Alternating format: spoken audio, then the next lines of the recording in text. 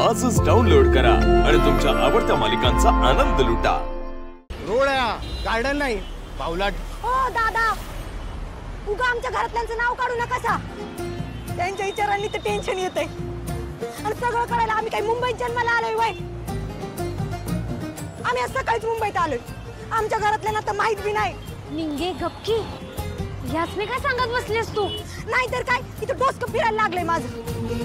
कालपासून घरातली काय विचार करत असतील काय बी कळना। इथं कसं बस पळून आलोय मुंबईला।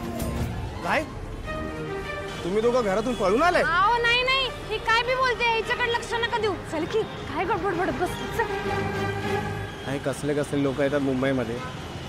जाऊ दे, माझा दिवस करावा। याच्या तर याच्या अगं या नाही विचारलेल्या प्रश्नाचं उत्तर दिलं मी तर हा माझ्यावरच भडकायलाय।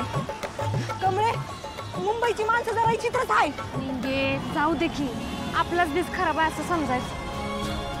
आपण एक काम करूया, आता आलोय मुंबईत तर आधी देवळात जाऊया, तेवढंच आपल्याला बरं वाटत। हा, पुढचं काय तर नंतर बघू।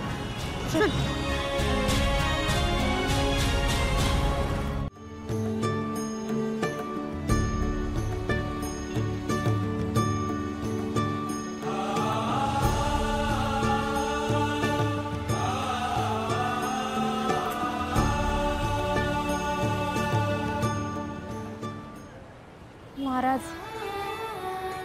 मी गाव सोडून मुंबईत आल्या खरं, पण या मुंबईची लय भीती वाटायला लागली हो। माझं गाव, गावातली माणसं, तिथली हवा आणि ही मुंबई, सगळंच लय विचित्र आहे हो, लय वेगळं आहे। आयाना आबासने सोडून मी माझ्या स्वप्नांच्या मागं आल्या खरी, आता त्यांची लय आठवण येते। माझ्या काळजीनं आईचा जीव तर कासावीस झाला असं। मला मोठं करायला आयानं आबा लय राबलं, लय कष्ट घेतलेत त्यांनी। तर आता इथं आल्यापासून असं वाटायला लागलं मी फक्त माझा विचार केला का हो? केवढा स्वार्थी झालो मी। तो सगळा विचार करून हडबडल्यागत झालं। इतका स्वार्थी विचार केला काय मी? काहीच समजेना झालं। महाराज, मी माझं लय मोठं सपान घेऊन या स्वप्ननगरीत आलो।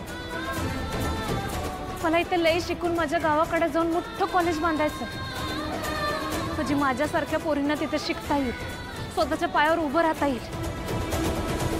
महाराज, आता जवा कवा बी मी निराश हो, स्वतःवरच शंका घे, लढणं सोडून हरून जाईल, तवा तवा तुमचं तेज मला पुन्हा माघारी मार्गावर आणणार।